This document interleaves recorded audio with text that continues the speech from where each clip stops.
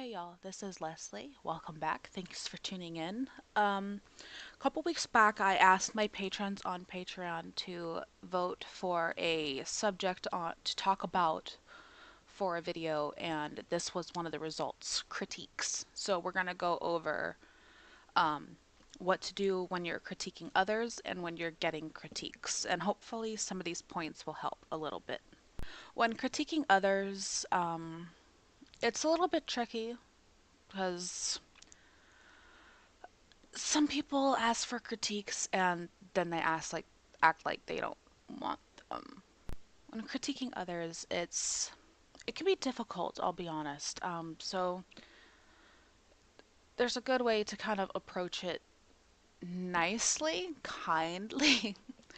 um, when say a friend asked you to critique a piece that they drew, they're just starting out, they're trying to find their footing in art, they're still working on some anatomy, so some problems might just jump out at you and like, oh, well, this needs to be fixed, this needs to be fixed, this needs to be fixed, and just a whole bunch of things that they can improve on. That's cool, but there might be so many that it will take a while to list. And it could be overwhelming to the artist. Instead, pick two or three things that seem to be the parts that need the most help. Be sure to tell them the issue and how it can be fixed, because if you don't offer any advice on how to fix it, then they're just stuck. Some people need extra help. I know I do. When someone offers critique, it's like, okay, well, why? tell me tell me how. Um Feedback is always needed and it is always appreciated.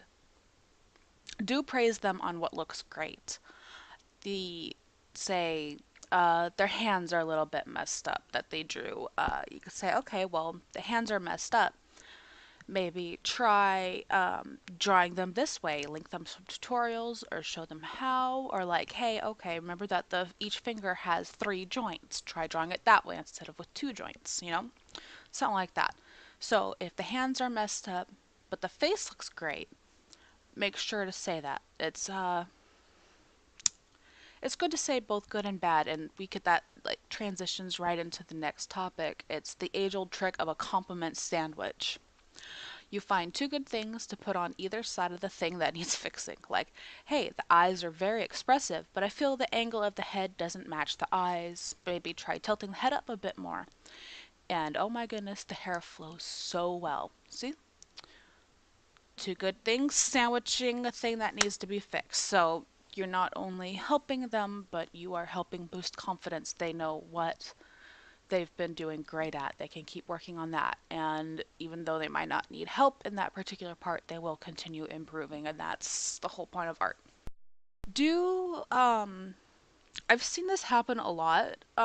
Pandering to artists and praising art that needs improving can lead to stagnation. No one wants to stagnate in their art. I understand it's difficult to offer critique. Um, whether Try not to beat around the bush or sugarcoat things. You can say things in a nice way. You don't have to be like, "Oh, well, that looks like shit." But you can be like, "Okay, well, maybe this could use a little bit of improving. Try this." But everything else looks fantastic. So don't pander. If you see something wrong when they ask for critique, let them know, because chances are if they're asking for critique, they know something's up. They know something's quite off and they don't know exactly like how to fix it or exactly what it is. Because when you're looking at your own art, everything just kind of blends together sometimes. When getting critiques, these are pretty simple, but they're probably the hardest to follow. I'll be completely honest and admit that I am guilty of a couple of these things for sure.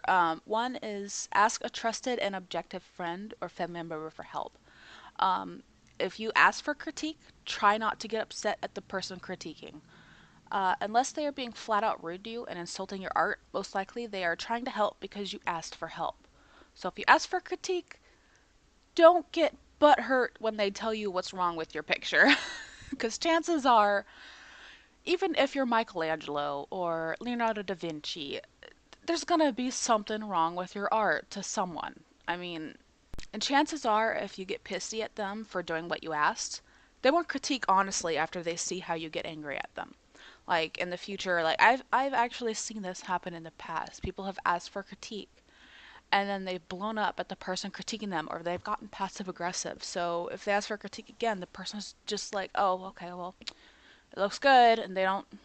Then the artist stagnates, and who wants to stagnate in their art?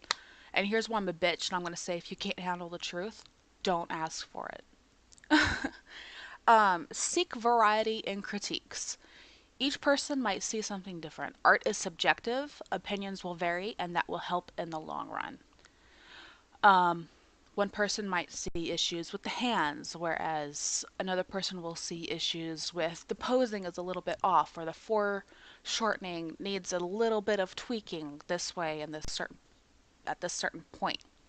You know, it's always good to get more than one opinion. You might not agree with all critiques given, but it can never hurt to have many different opinions. It's like researching a subject. You don't just read one article about the subject, you read several and cross analyze them.